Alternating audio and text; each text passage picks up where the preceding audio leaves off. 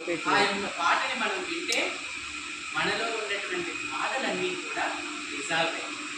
ఫస్ట్ది రికలెక్ట్, రెండోది రిఫ్లెక్ట్, మూడవది రిజాల్వ్.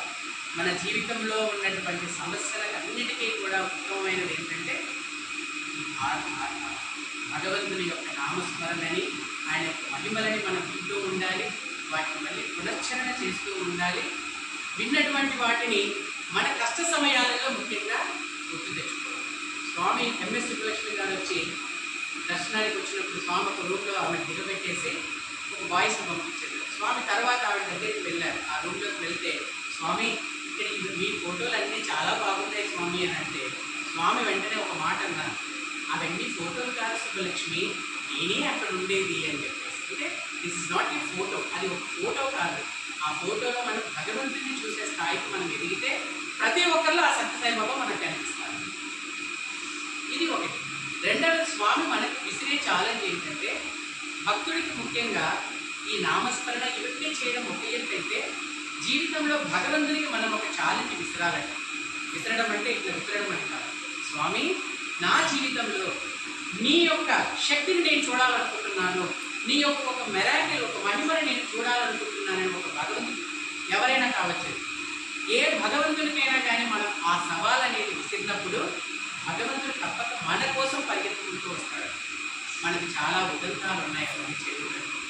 అన్నింటినీ కూడా మనకి ఈ విషయాలన్నింటినీ కూడా ప్రతి క్షణం రికలెక్ట్ చేసుకొని రిఫ్లెక్ట్ చేసుకుంటూ మన జీవితంలో చిన్న చిన్న చిన్న చిన్న సమస్యలు వస్తూనే ఉంటాయి. ఆ సమస్యలన్నింటినీ కూడా రెజల్యూషన్ లాగా క్రాస్ చేసుకొని మన జీవితాన్ని భగవంతునిలో అంకితం చేసుకోవాలి. అదే రిజాల్వ్. ఎక్కడి నుంచి వచ్చామో మళ్ళీ అక్కడికి వెళ్ళిపోయి తిరిగి మళ్ళీ జన్మ లేకుండా ఆ భగవంతుని దగ్గర చేరిపోయాలి. విగ్రహంలా కాకుండా భగవంతుడు అక్కడ ఉన్నాడు అనేటువంటి కాన్సెప్ట్తో మనం చేస్తే తప్పక ఆ భగవంతుడి యొక్క అనుగ్రహాన్ని మనం అందరం కూడా పాల్గొన్నాం.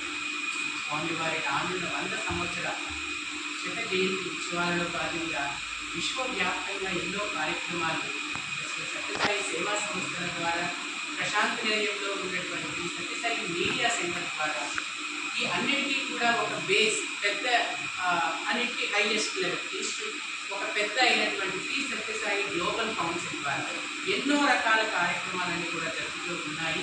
దానిలో భాగంగానే రేపు 15వ తారీఖు విశ్వశాంతి కోసం విశ్వవ్యాప్తంగా గాయత్రి శ్రీ సత్యసాయి గాయత్రి మంత్రం అనేటువంటిది మనం అందరం కూడా చేయడం జరుగుతుంది. దీంతో ఇది సాయి డివోటీస్ కావచ్చు, సత్యసాయి బాబా డివోటీస్ కాని వాళ్ళు ఎవరైనా కూడా దీంట్లో పార్టిసిపేట్ చేసి చక్కగా మనం ఏంటంటే ఇప్పుడు నేను ఒకరిని మాట్లాడితే ఆ గోడలన్నింటినీ కూడా మంచి ఒక వైబ్రేషన్ని రిలీజ్ చేస్తుంది. సో ఆ విధంగా అందరం కలిసి మనం చేసినప్పుడు మనం అందరం ఫస్ట్ కరోనా పాండమిక్